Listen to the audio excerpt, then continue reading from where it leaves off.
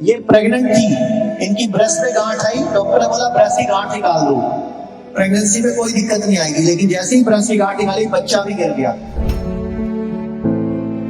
और अब ना मां बन पाएंगी क्योंकि इनकी बॉडी में इतना कीमो इतना रेडिएशन चला गया। अब ये मां कैसे बनेगी? आप पहले से बताओ क्या क्या करवाया आज तक आपने? मैंने 7 बार ऑपरेशन करवाया है, ब्रेस्ट का, ब्रेस्ट भी रिमूव करवा दिया। इसके बाद बहुत परेशानी, कीमोथेरेपी करा ली, 2 बार रेडियोथेरेपी करा ली और 7 बार ऑपरेशन, 8वीं बार गांठ लेकर के घूम रही हूँ। आपको बार बार गांठ आ जाती है? और इनकी कहानी सुनने वाली है।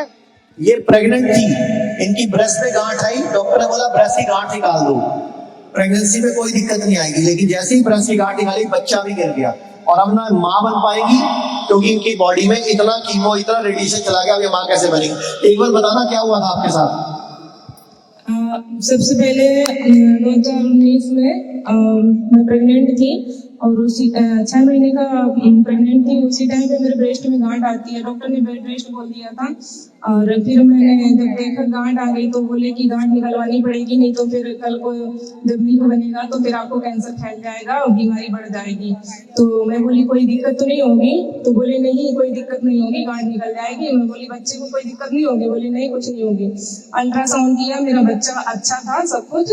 और जैसे ही ऑपरेशन हुआ 8 दिन बाद मैं टांके कटवाने के लिए गई तो फिर एकदम वाइट डिस्चार्ज, मैं एकदम घबरा गई।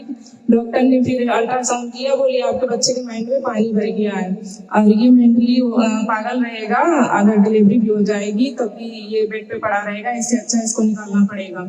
अब बोली इसका सिर बढ़ रहा है, इतना बढ़ जाएगा कि आपका पेट काट करके बच्चा निकालना पड़ेगा। आप बताओ, जब आप प्रेग्नेंट थे तो गांठ निकलवानी नहीं चाहिए थी आपको? जी, गांठ बोले बढ़ रही दिक्कत होगी और मैं अरे तो आप आयुर्वेद में आ जाते, नेचुरोपैथी में आते, होम्योपैथी में आ जाते, बात तो करते।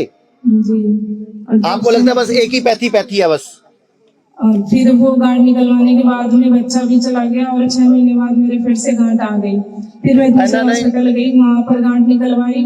6 महीने बाद फिर मेरे गांठ आ गई और उन्होंने परहेज कुछ नहीं बताया, बोलते थे सब कुछ खाओ। तो मैं डेली 100 ग्राम पनीर खाती थी और डेली छेना खाती थी क्योंकि इतनी वीकनेस आ गई थी। और शायद ये पनीर और छेना ये मेरी जिंदगी में यहाँ तक मुझे पहुँचा दिया। आपको ये पनीर और छेना खाने को कहा किसने था?